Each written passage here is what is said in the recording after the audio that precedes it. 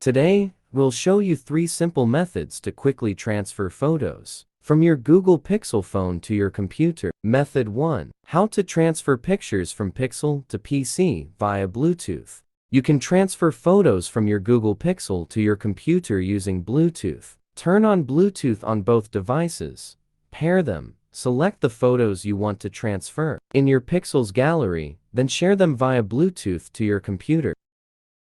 Method 2. How do I download pictures from my Pixel phone to my computer using email? You can email photos from your Pixel to your computer. Open the Gallery app, select the photos, tap Share, then choose Mail.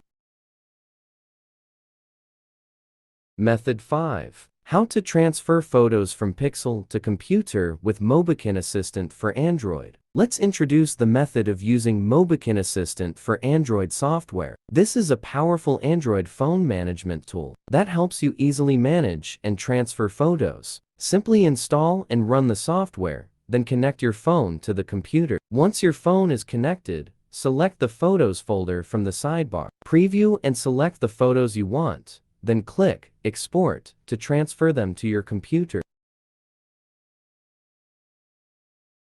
Once the export is complete, you can view your photos on your computer.